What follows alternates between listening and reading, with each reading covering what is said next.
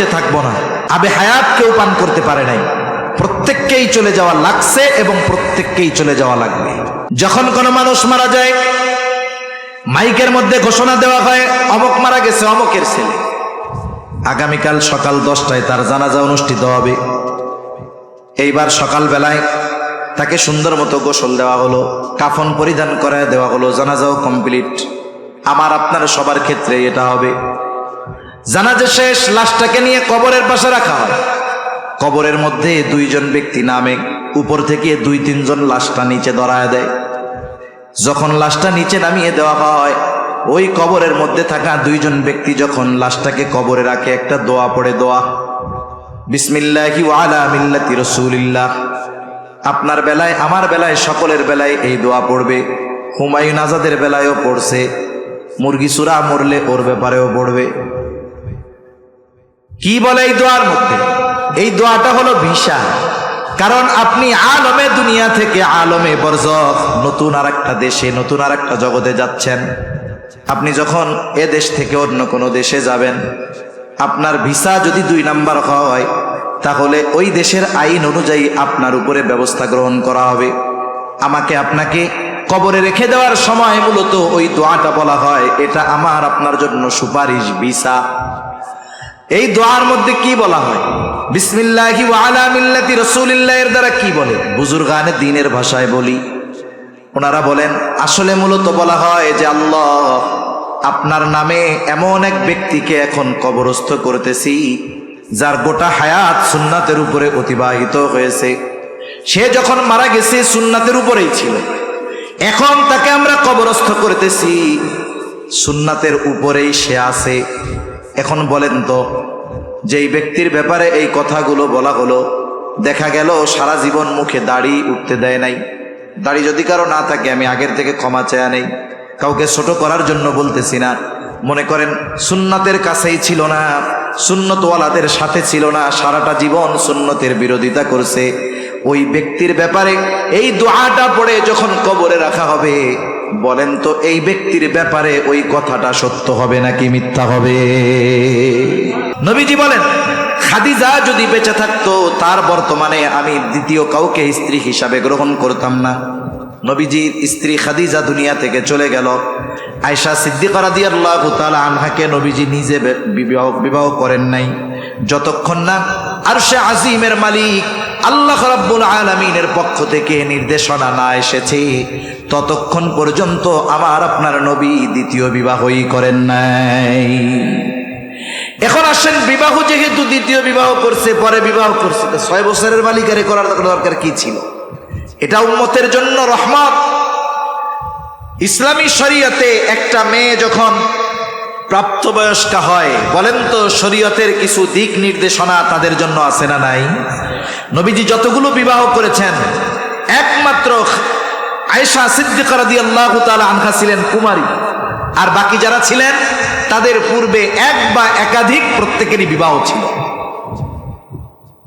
রাসূলুল্লাহ সাল্লাল্লাহু আলাইহি ওয়াসাল্লামের ঘরে যখন আয়েশা সিদ্দিকা রাদিয়াল্লাহু তাআলা আনহা আসলেন, এই জন্য দেখবেন নারী সংগঠিত যেই মাসলা মাসায়েলের হাদিসগুলো আয়েশা সিদ্দিকা রাদিয়াল্লাহু তাআলা আনহা থেকে বর্ণিত, আর বাহিরের হাদিসগুলো আবু হুরায়রা রাদিয়াল্লাহু তাআলা আনহু থেকে বর্ণিত। সর্বাধিক হাদিস বর্ণনাকারী সাহাবী হযরত আবু হুরায়রা রাদিয়াল্লাহু তাআলা, এর পরপরই আয়েশা সিদ্দিকা রাদিয়াল্লাহু তাআলা প্রায় 2200-র কাছাকাছি হাদিস বর্ণনা করেছেন। যদি নবীজি একজন এইরকম কুমারী মেয়েকে বিবাহ না করতেন, তাহলে প্রাপ্তবয়স্কা হওয়ার পরে নারীদের জন্য ইসলাম কি দিক নির্দেশনা রেখেছে আমাদের নারীরা সেটা জানতেই পারত না। এজন্য নবীজির আয়েশা সিদ্দিকা রাদিয়াল্লাহু তাআলা আনহার সাথে বিবাহ হওয়াটা এই উম্মতের নারীদের জন্য রহমত। সব বিষয়গুলো খোলাসা তারা জানতে পারতেছে। ইসলাম কি শুধু বাহিরে নাকি? ঘরের মধ্যে ইসলাম নাই? ব্যক্তিগত জীবনে নাই? পার্সোনাল লাইফে আছে, ব্যক্তিগত জীবনে আছে, পারিবারিক জীবনে আছে, সামাজিক জীবনে আছে। তাহলে আয়েশা সিদ্দিকা রাদিয়াল্লাহু তাআলা আনহার সাথে বিবাহ হওয়ার কারণে অনেক বিষয় উম্মতের নারীরা সহজে জানতে পারছে, নইলে কঠিন হয়ে যাইত এই বিষয়গুলোর ব্যাপারে সমাধান পাওয়া। আবার দেখেন যারা অপবাদ দেয় তাদের গুরু যারা, রবীন্দ্রনাথ ঠাকুর, বঙ্কিমচন্দ্র, ঈশ্বরচন্দ্র বিদ্যাসাগর, এনারা বিবাহ করছে 8 বছর, 9 বছর, 6 বছর, 11 বছরের মেয়েদেরকে। এদের ব্যাপারে প্রশ্ন তুলো না, নবীর ব্যাপারে তুলো। আবার নবীজিকে নারী লিপ্সু, নারী লোভী বলো। আল্লাহর নবী এইগুলো যদি নবীর ব্যাপারে অপবাদ দাও, শোনা নাও। একদিন নবীজি বাইতুল্লাহর সামনে বসে আছেন, কাফেররাও অদূরে বসে আছে। কাফেরদের মধ্যে পরামর্শ হয়েছে। উতবা ইবনে রাবিআকে বলতেছে, তুমি তো খুব বাকপটু, তুমি যাও, মুহাম্মদ এরকম করে কেন, কিছু প্রলোভন দিয়া তাকে ফিরাইতে পারো কিনা। সে চলে আসছে নবীজির কাছে, এসে বলে, ভাতিজা তোমার কি হয়েছে বলো। তুমি যদি জাদুগ্রস্ত হও, কোনো জিন যদি তোমার ক্ষতি করে থাকে বলো, আমরা টাকা তুলে তোমার চিকিৎসা করায়া দিব। তুমি যদি নেতৃত্ব চাও বলো, তোমাকে আমরা আমাদের নেতা বানায়া দিব। তুমি যদি আমাদের মধ্যে, গোটা আরবের মধ্যে সবচাইতে বড় ধনী হতে চাও, তাহলে আমরা তোমাকে ধনী বানায়া দিব। আর তুমি যদি কোনো নারীর জন্য এমনটা করো, শুনে নাও, আমাদের প্রত্যেকের দরজা তোমার জন্য খোলা থাকবে, যাকে পছন্দ তুমি তাকেই গ্রহণ করতে পারবা। চিন্তা করছে এই প্রলোভন দিলাম কাজ হয়ে যাবে মনে হয়। নবীজিকে কথা বলার পরে নবীজি তার কোরআন শোনায় দিছে। যদি নারীর লোভ থাকতো, এই প্রস্তাব দুনিয়ার কেউ ফিরায়? সবচাইতে বড় ধনী হবে, সবচাইতে বড় নেতা হবে, যত সুন্দরী যত নারী দরকার সবাইকে পাবে, এই সুযোগ কাফেররা নবীজির জন্য ওপেন করে দিয়েছেন। এজন্য নবীজির যদি এই সমস্ত বিষয়ের লোভ থাকতো, ওই প্রস্তাব তিনি গ্রহণ করতেন, ঠিক কিনা বলেন? তাহলে নবীর ব্যাপারে যে নারী লিপ্স বলা হয়, এটা নিঃসন্দেহ অপবাদ এবং নবীজির শানে সর্ব উচ্চ এক বেয়াদবি, ঠিক কিনা বলেন? অনেকে আবার আয়েশা সিদ্দিকা রাদিয়াল্লাহু তাআলা আনহার ব্যাপারে অপবাদ দেয়, অথচ আয়েশা সিদ্দিকা রাদিয়াল্লাহু তাআলা আনহার মাধ্যমে গুরুত্বপূর্ণ 3টা বিধান আল্লাহ তাআলা নাজিল করেছেন। আয়েশা সিদ্দিকা রাদিয়াল্লাহু তাআলা আনহাকে কেন্দ্র করে তায়াম্মুমের বিধান নাজিল হয়েছে। অপবাদ দিলে কি শাস্তি তার বিধান নাজিল হয়েছে, সাথে সাথে ব্যভিচারের কি শাস্তি হবে আল্লাহ তাআলা এই বিধান নাজিল করেছেন। সাথে সাথে আয়েশা সিদ্দিকা রাদিয়াল্লাহু তাআলা আনহার পবিত্রতার ঘোষণা স্বয়ং আল্লাহ তাআলা নিজে দিয়েছে। তাহলে নবীজির ব্যাপারে আরেকটা অপবাদ তারা দিত যে পালক পুত্র যায়েদের বউকে উনি আবার বিবাহ করছে। জাহেলিয়াতের সময় একটা কুসংস্কার ছিল যে পালক পুত্রকে ঔরসজাত পুত্রের মতোই মনে করা হইত। মানুষেরা পালক কন্যাকে ঔরসজাত কন্যার মতো মনে করত, কিন্তু বাস্তবতা হলো কেউ যদি কোনো ছেলেকে লালন পালন করে, ওই ছেলেটা যখন বালেগ হয়ে যাবে, যিনি লালন পালন করেছেন তিনি আর তার সামনে যেতে পারবেন না, তার সামনে তাকে পর্দা করতে হবে। একটা মেয়েকে লালন পালন করছে, মেয়েটা এখন বালেগা হয়ে গেছে, এই যে পালক বাবা যে, সে আর মেয়ের সামনে যাইতে পারবে না, মেয়েও বাবার সামনে আসতে পারবে না, এটাই শরীয়তের আইন। জাহেলিয়াতের সময় এই বিষয়টা খুব প্রসিদ্ধ ছিল। স্বাভাবিক মানুষ মনে করত পালক পুত্র ঔরসজাত পুত্রের মতো। কিছু কিছু সময় আছে বলার চাইতে করার মাধ্যমে ফায়দা হয় বেশি, ঠিক কিনা বলেন? অনেক উপমা দেওয়া যাবে। যেমন রাসূলুল্লাহ সাল্লাল্লাহু আলাইহি ওয়াসাল্লাম হুদায়বিয়ার সন্ধি যখন হয়েছে, মক্কায় আসতেন উমরা করার জন্য, কিন্তু চুক্তির কারণে এই বছর আর উমরা করা সম্ভব নয়। সবাই চিন্তা করছে উমরায় যাব, অনেকে জন্তু নিয়ে আসছে, আমরা আল্লাহর সন্তুষ্টির জন্য ওইগুলোকে জবাই করব। যখন চুক্তি সম্পাদিত হয়ে গেল যে এই বছর আর উমরা করা যাবে না, ফিরে যেতে হবে, সকল সাহাবাদের মন খারাপ, কারণ দীর্ঘদিন পর তারা মক্কার জমিনে প্রবেশ করতে চেয়েছিল, আত্মীয় স্বজন প্রিয়জনদের সাথে দেখা হবে, কিন্তু চুক্তির মাধ্যমে যখন আবার কাছে এসে ফিরে যাওয়া লাগবে, তারা মনক্ষুণ্ণ হলেন। নবীজি নির্দেশ দিলেন, যার সাথে যেই জন্তু আছে সবগুলোকে কোরবানি করে দাও, জবাই করে দাও। 3 বার বলছেন নবীজি। সাহাবায়ে কেরাম এতটা অন্য মনস্কা ছিলেন যে নবীজির কথা তারা ঠিকমতো শুনেন নাই, যার কারণে কেউ জবাই করে নাই। নবীজি ঘরে গেলেন। ওই সফরে নবীজির সাথে ছিলেন উম্মে সালামা রাদিয়াল্লাহু তাআলা আনহা। উম্মে সালামার সাথে নবীজি পরামর্শ করতেছেন, বিষয়টা তো এরকম, কেউ তো আমার কথা শুনলো না, 3 বার বললাম, এরপরেও কেউ প্রাণীগুলা জন্তুগুলা জবাই করে না। উম্মে সালামা রাদিয়াল্লাহু তাআলা আনহা বললেন, আপনার কিছু বলার প্রয়োজন নাই, আপনি আপনার জন্তুটা নিয়ে তাদের সামনে নিয়ে জবাই করে দেন। নবীজি এবার তাদের সামনে যখন জন্তু নিয়ে জবাই করে দিলেন, উপস্থিত সাহাবায়ে কেরাম যাদের সাথে জন্তু ছিল জবাই দেওয়ার, নবীজিকে করতে দেখে তারাও জবাই করে দিল। তার মানে কিছু কিছু সময় আছে বলার চাইতে প্র্যাকটিক্যাল ভাবে যদি করা হয় তাহলে এটার প্রভাব সমাজে বেশি পড়ে। রাসূল আকরাম সাল্লাল্লাহু আলাইহি ওয়াসাল্লামের বোন ছিল উনি, ফুফাতো বোন জায়নাব বিনতে জাহাশ। যায়েদ রাদিয়াল্লাহু তাআলা আনহুর সাথে বনাবনি হয় নাই, নবীজি বারবার চেষ্টা করেছেন মিলায় দেওয়ার জন্য, হয় নাই, ছাড়াছাড়ি হয়ে গেল। আল্লাহ তাআলার পক্ষ থেকে নির্দেশ আসলো, আপনি বিবাহ করেন জায়নাব বিনতে জাহাশকে। নবীজিও সামাজিক চাপ অনুভব করতেছিলেন যে মানুষ কি বলবে, সমাজ কি বলবে, কিন্তু আল্লাহ তাআলার নির্দেশ, নবীজি বিবাহ করলেন জায়নাব বিনতে জাহাশকে। এই বিবাহের মাধ্যমে জাহেলিয়াতের সময় শতাব্দীর পর শতাব্দী ধরে চলে আসা একটা কুসংস্কারের কবর রচনা হয়ে গেল। একটা হালাল বিষয়কে তারা হারাম মনে করত, আল্লাহ তাআলা আমার আপনার নবীর মাধ্যমে ওই হালাল বিষয়টাকে সমাজে সুপ্রতিষ্ঠিত করে দিলেন। ঠিক কিনা বলেন? এই বিষয় নিয়ে অপবাদ দেওয়ার কোনো সুযোগ নেই। নবীজি অনেকগুলো বিবাহ করেছেন, হ্যাঁ, যতগুলো বিবাহ করেছেন প্রত্যেকটার পেছনে শরঈ কারণ আছে। কোন বিবাহ নবীজি আল্লাহ তাআলার নির্দেশবিহীন করেন নাই। সেজন্য নবীজির চারিত্রিক বিষয়ে যারা অপবাদ দিতে চায়, এই বিষয়গুলো তারা বেশি সামনে আনে। তারা যে কথাগুলো নবীজির ব্যাপারে বলে এগুলো পুরো ভ্রান্ত বানোয়াট। ঠিক কিনা বলেন? এখন আসেন, আমার আপনার নবীজির চরিত্রটা কত সুন্দর, কেন নবীর চরিত্র আমরা অনুসরণ করব, আর কেন নবীর চরিত্রটা সর্বজনীন চরিত্র, সকলের জন্য আদর্শ, অনুসরণীয়, অনুকরণীয়। আমার আপনার নবীজির নবুয়তিটা কিন্তু নির্দিষ্ট কোনো জাতি গোষ্ঠীর উপরে নয়। রাসূল আকরাম সাল্লাল্লাহু আলাইহি ওয়াসাল্লামের আগে যত নবী দুনিয়া এসেছে, প্রত্যেকটা নবীর নবুয়তির একটা এরিয়া আছে। কেউ ছিল কোন গোত্রের জন্য নবী, কেউ কোন এলাকার জন্য নবী, কিন্তু আমার আপনার নবীজির ব্যাপারে আল্লাহ তাআলা বলেন, নবী আপনি বলেন, কুল ইয়া আইয়ুহান নাসু ইন্নী রাসূলুল্লাহি ইলাইকুম জামিআ। আল্লাহ তাআলা বলেন, নবী আপনি বলেন, ইন্নী রাসূলুল্লাহি ইলাইকুম জামিআ, নিশ্চয়ই আমি তোমাদের প্রতি রাসূল হিসাবে প্রেরিত হয়েছি, তোমাদের সকলের প্রতি রাসূল হিসাবে প্রেরিত হয়েছি। সকলের রাসূল নবী, সৃষ্টি জগতের সকল স্থানের নবী আমার আপনার নবী। এই সৃষ্টিকুলে একটা ইঞ্চি জায়গা বাকি নাই যেই জায়গার রব আল্লাহ তাআলা নয়। এমন কোন জায়গা আছে নাকি? এমন কোন জায়গা নাই। পবিত্র কোরআনুল কারীমের সর্বাধিক পাঠিত সূরা সূরাতুল ফাতিহা, যেই সূরাটা প্রতি নামাজের প্রতি রাকাতে লাগে, ইমামের পেছনে যখন পড়া হয়, ইমামের কেরাত, মুসল্লির কেরাত, আবার যখন একা পড়ি প্রত্যেক নামাজেই পড়া লাগে।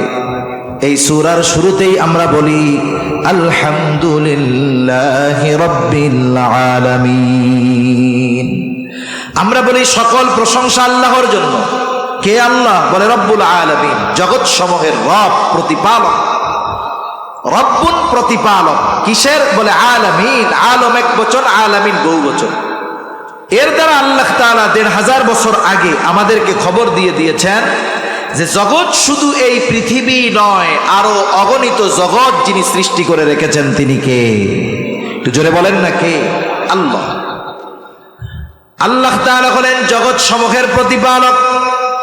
ওই আল্লাহ আমার আপনার নবীজির ব্যাপারে বলেন, ওয়ামা আরসালনাকা ইল্লা রাহমাতাল লিল আলামিন।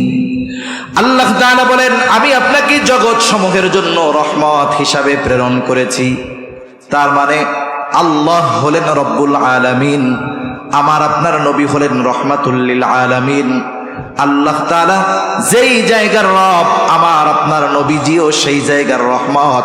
তার মানে আমার আপনার নবীর নবুয়তির পরিব্যাপ্তি কত দূর, বলে আল্লাহ তাআলার রবুবিয়তের বিস্তৃতি যত দূর, আমার আপনার নবীজির নবুয়তির বিস্তৃতিও তত দূর। এজন্য কবি অনেক সুন্দর কথা বলেন। কবি বলেন, রবুবিয়ত খোদা কি হ্যায় জাহাতা, নবুয়তি মুস্তাফা কি হ্যায় উহাতা। আল্লাহ তাআলা আমার আপনার নবীজিকে এই স্পেশাল কোয়ালিটি যোগ্যতা দান করেছেন যে তিনি গোটা সৃষ্টি জগতের জন্য নবী। 2 নাম্বার, নবীজিকে যেই কোয়ালিটিটা আল্লাহ দান করেছেন, নবীজির জীবনটা ছিল বহুমুখী জীবন। কোন মানুষ যদি নবীজির জীবনী থেকে সমাধান চায় সে পেয়ে যাবে, কিন্তু নবীর আগে যত নবী এসেছে আপনি একজন নবীর থেকে পরিপূর্ণভাবে সব কিছুর সমাধান পাবেন না। এই পৃথিবীতে 3টি ধর্ম হলো ঐশী ধর্ম, ইসলাম, আর একটা আমরা চিনি ইহুদি, আর একটা হলো খ্রিস্টান, আহলে কিতাব। এই 2টাকে উল্লেখ করে বলা হয় এই 3টা ধর্ম হলো ঐশী ধর্ম। খ্রিস্টানদের নবী ঈসা আলাইহিস সালাম, ইহুদিদের নবী মুসা আলাইহিস সালাম, 2জনেই কিন্তু বনি ইসরাইলের বংশধর, বনি ইসরাইল থেকে আসছেন। ঈসা আলাইহিস সালাতু ওয়াস সালামকে খ্রিস্টানেরা অনুসরণীয় মনে করে, কিন্তু আপনি যদি আপনার গোটা হায়াতের সব কিছু ঈসা আলাইহিস সালামের মধ্যে খুঁজেন আপনি পাবেন না। মনে করেন আপনি চান আপনি একজন আদর্শ স্বামী হবেন, আপনি যদি ঈসা আলাইহিস সালামের জীবনী খোঁজেন আদর্শ স্বামী হওয়ার জন্য পাবেন না। কারণ ঈসা আলাইহিস সালাতু ওয়াস সালাম এই দুনিয়ায় যতদিন অবস্থান করেছেন উনি বিবাহই করেন নাই। আপনি যদি আদর্শ পিতা হইতে চান ঈসা আলাইহিস সালামের মধ্যে পাবেন না, বিয়েই করে নাই, সন্তান কোথা থেকে আসবে? আপনি যদি আদর্শ সমরনায়ক হতে চান পারবেন না। ঈসা আলাইহিস সালাম যখন দুনিয়ায় প্রথমে আসছেন ওই সময় উনি কোনো যুদ্ধে অংশগ্রহণ করেন নাই। আপনি নেতৃত্বের আসনে বসেছেন, আপনি চান নবীজির আদর্শের আলোকে রাষ্ট্র পরিচালনা করার জন্য। আপনি চিন্তা করলেন জলিলুল কদর পয়গম্বর মুসা আলাইহিস সালাম থেকে আমি এই নেতৃত্বের গুণ অর্জন করব, আদর্শটাকে গ্রহণ করব। আপনি পাবেন না, কারণ মুসা আলাইহিস সালাতু ওয়াস সালাম রাষ্ট্রনায়ক ছিলেন না, দেশ পরিচালনা করেন নাই। কিন্তু আমার আপনার নবীজির জীবনী হলো এমন এক জীবনী যেখানে আপনি A to Z সব কিছুর সমাধান পেয়ে যাবেন।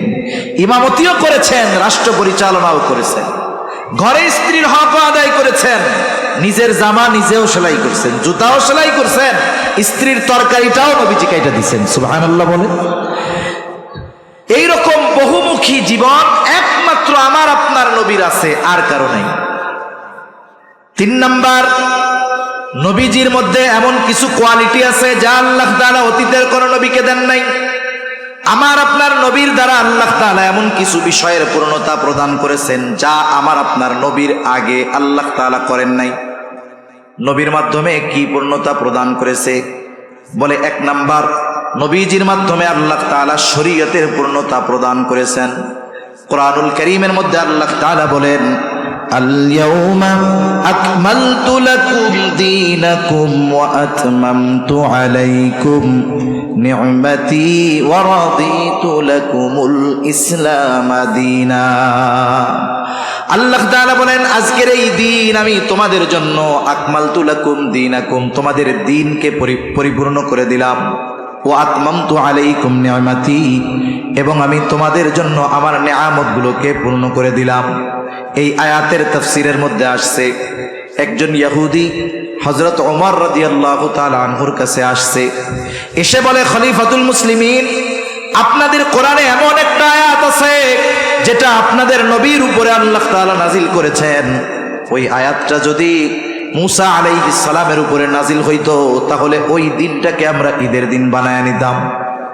হযরত ওমর রাদিয়াল্লাহু তাআলা আনহু বলে, কোন আয়াত?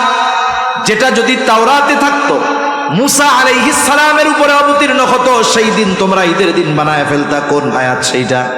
বলে সেটা হলো এই আয়াত। হযরত ওমর রাদিয়াল্লাহু তাআলা আনহু বলেন, এই আয়াত কোন দিন কোথায় কার উপরে নাজিল হয়েছে আমি জানি। আয়াত নাজিল হয়েছে আরাফাতের ময়দানে বিদায় হজে রাসূলুল্লাহ সাল্লাল্লাহু আলাইহি ওয়াসাল্লামের উপরে। আল্লাহ কি বলতেছেন? আল্লাহ বলেন, 1 নাম্বার, আকমালতু লাকুম দীনাকুম, আজকে আমি তোমাদের জন্য তোমাদের দিন তথা জীবন ব্যবস্থাকে পূর্ণ করে দিলাম। এর পরপরই আল্লাহ তাআলা বলেন, ওয়া আতমামতু আলাইকুম নি'মাতি, তোমাদের উপরে আমি আমার নেয়ামত পূর্ণ করে দিলাম। বুজুর্গানে দিন বলেন, এখানে একটা বিষয়ের সাথে আর একটা বিষয়ের সম্পর্ক রয়েছে। আমরা প্রত্যেকেই আল্লাহ তাআলার নেয়ামতের আশা করি কি করি না?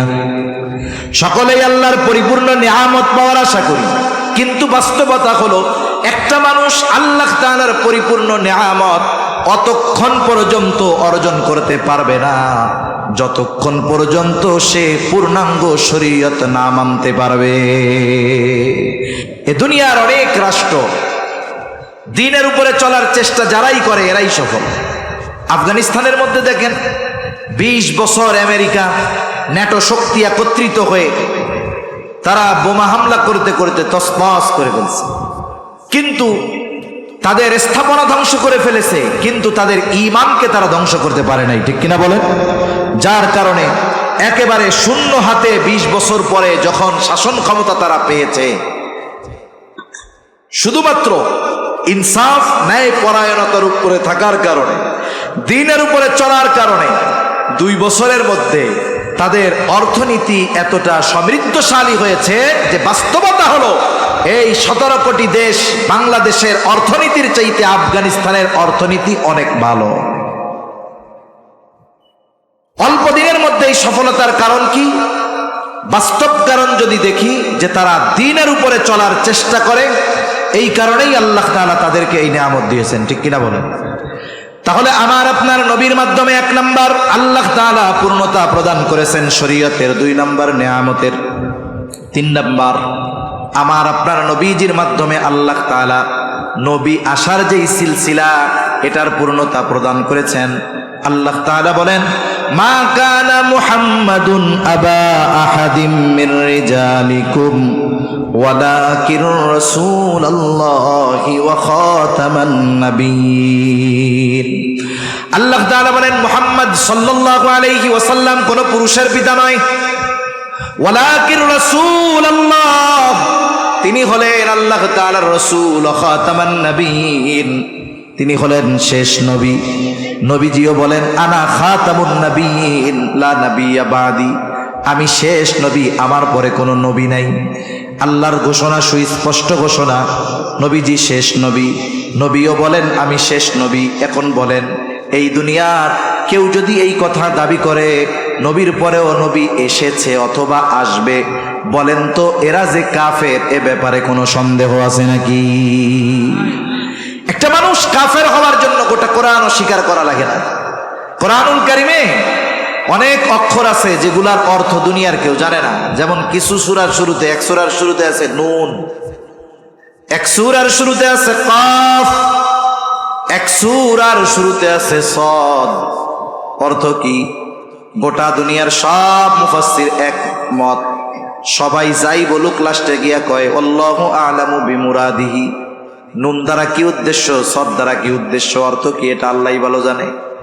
এর উদ্দেশ্য দুনিয়ার কেউ জানে না। এখন যদি কোনো অতি পণ্ডিত এই কথা বলে নুনের অর্থ কি, যেহেতু জানি না ওইটারে মানি না, বলেন তো শুধুমাত্র এই নুনকে যদি কেউ অস্বীকার করে তার ঈমান থাকবে না যাবে? নিঃসন্দেহে তার ঈমান চলে যাবে। এজন্য যারা খতমে নবুয়তকে অস্বীকার করে, নবীকে শেষ নবী মানে না, এরা নিঃসন্দেহে কাফের। আমরা রাষ্ট্রের কাছে, রাষ্ট্র পরিচালকদের কাছে দাবি করি যে তাদেরকে রাষ্ট্রীয়ভাবে কাফের ঘোষণা করেন। আমাদের এই দাবি যদি তারা মানে ভালো, না মানলে আমরা দাবি করতে পারি তাই করি। তারা রাষ্ট্রীয়ভাবে কাফের ঘোষণা করলেও কাফের, না করলেও কাফের, ঠিক কিনা বল? এখন আর এক প্রশ্ন আছে যে রাষ্ট্রীয়ভাবে ঘোষণা না করলেও যদি কাফের হয় তাইলে রাষ্ট্রীয়ভাবে ঘোষণা করার দরকার কি, ঠিক কিনা বলেন? দরকার কি? দরকার হলো এইটা, একটা হলো তারা যদি নিজেদেরকে মুসলিম পরিচয় না দিত তাহলে আর কোনো সমস্যা ছিল না। তারা নিজেদেরকে মুসলিম পরিচয় দেয়, তারা বলে আমরা আহমদি মুসলিম। বাস্তবতা হলো খতমে নবুয়তকে অস্বীকার করলে তো সে মুসলমান থাকবে না। তারা এই মুসলমানিত্ব পরিচয় বাদ দিয়ে অন্য পরিচয়ে সমাজে বসবাস করুক, রাষ্ট্রীয় সুবিধা ভোগ করুক, নাগরিক সুবিধা ভোগ করুক, কোনো অসুবিধা নাই। কিন্তু খতমে নবুয়তকে অস্বীকার করে রাসূলুল্লাহ সাল্লাল্লাহু আলাইহি ওয়াসাল্লামকে শেষ নবী না মেনে মুসলিম পরিচয়ে বসবাস করতে দেওয়া হবে না। এটা হলো ছলচাতুরি, ষড়যন্ত্র, চক্রান্ত। আপনি আপনার পরিচয় নিয়ে থাকেন, অসুবিধা নেই। আপনি উপরে পরিচয় দিবেন মুসলিম, ভিতরে আপনার বিশ্বাস হবে কুফরি বিশ্বাস। এটাই হলো মূল সমস্যা। কারণ এই মুসলিম ছদ্মবেশধারী মানুষগুলো মুসলিম সমাজের মধ্যে ঢুকে সরল মানা মুসলমানদের ঈমানহীন করার ষড়যন্ত্র চক্রান্তে তারা লিপ্ত রয়েছে, ঠিক কিনা বলেন? এটাই মূল কারণ যে তারা তাদের মূল পরিচয় নিয়ে বসবাস করুক, অসুবিধা নেই, কিন্তু মুসলিম পরিচয় দেওয়ার অধিকার তাদের নেই। তাহলে নবীজির মাধ্যমে আল্লাহ তাআলা শরীয়তের পূর্ণতা প্রদান করেছেন, নেয়ামতের পূর্ণতা প্রদান করেছেন, নবুয়তের পূর্ণতা প্রদান করেছেন। 4 নাম্বার, আমার আপনার নবীজির মাধ্যমে আল্লাহ তাআলা উত্তম আখলাকের পূর্ণতা প্রদান করেছে। আল্লাহর নবীর চরিত্রের বৈশিষ্ট্যগুলোর মধ্যে অন্যতম একটি বৈশিষ্ট্য হলো রাসূল আকরাম সাল্লাল্লাহু আলাইহি ওয়াসাল্লামের চরিত্রের গ্রাফ উঁচু নিচু ছিল না। যেমন একটা মানুষকে যখন লাইফ সাপোর্টে রাখে, দেখবেন স্ক্রিনের মধ্যে একটা দাগ দেখা যায়, এই দাগটা কি হয়, উঁচু নিচু এরকম হয়, মানে শ্বাস প্রশ্বাস এখনো চলতেছে। লোকটা যখন একবারে মারা যায় তখন যদি লাগায়, ওই গ্রাফটা একবারে সোজা থাকে, আর উঁচু নিচু থাকে না। নবীজির চরিত্র এরকম ছিল যে নবীজি শাসক হিসাবে ভালো, কিন্তু স্বামী হিসাবে একটু কম ভালো, এমন ছিলেন না। নবীজি প্রত্যেকটা ক্ষেত্রে সর্বোত্তম চরিত্রের অধিকারী ছিলেন, সুবহানাল্লাহ বলেন। ঘরে একটু চরিত্র বেশি ভালো ছিল, বাইরে একটু কম ছিল, এমন না।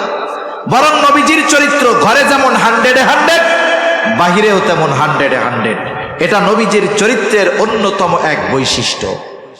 আর আমার আপনার নবীজির চরিত্রের সত্যায়ন করেছেন কে? রাসূল আকরাম সাল্লাল্লাহু আলাইহি ওয়াসাল্লাম। সর্বোত্তম চরিত্রের অধিকারী হওয়ার জন্য যেই গুণাবলীগুলো দরকার সেগুলো নবীর মধ্যে ছিল। সাথে সাথে নবীজির এই মহান চরিত্রের সত্যায়ন আল্লাহ তাআলা করলেন।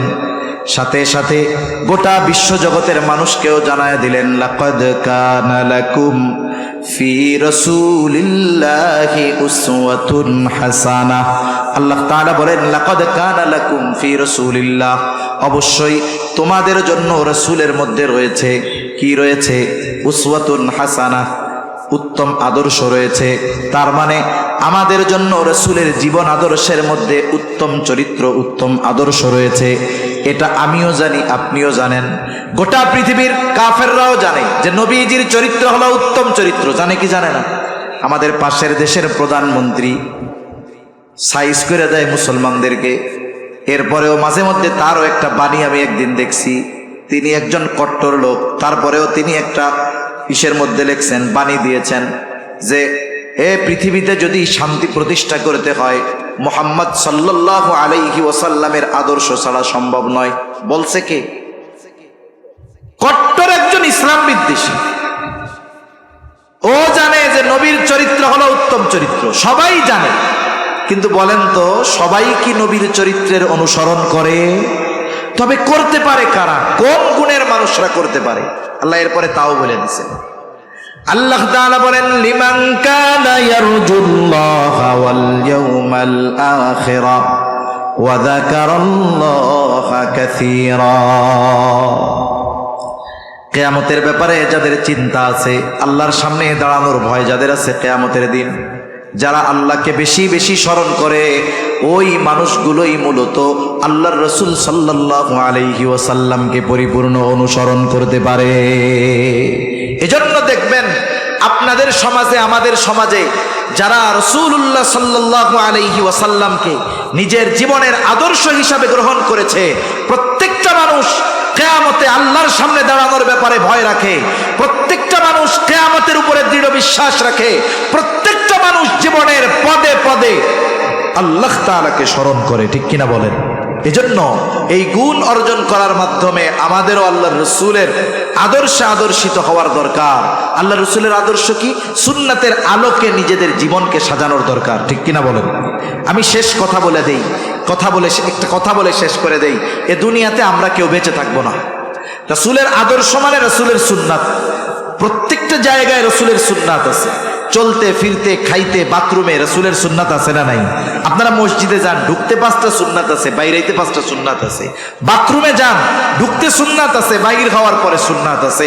আমরা খাবার খাই, খানা খাওয়ার শুরু থেকে নিয়ে শেষ পর্যন্ত সুন্নাত আছে। রাস্তায় চলতেছেন, সুন্নাত আছে। এগুলো তো জীবনের দৈনন্দিন কাজ। শুধুমাত্র ওই কাজটা যদি একটু নবীর পদ্ধতিতে করা হয়, তাহলে সুন্নাত অনুযায়ী হবে, ইবাদত হিসাবে আমলনামায় সওয়াব যোগ হয়ে যাবে। সুবহানাল্লাহ। এ দুনিয়াতে আমরা কেউ বেঁচে থাকবো না। বেঁচে থাকবো বলেন?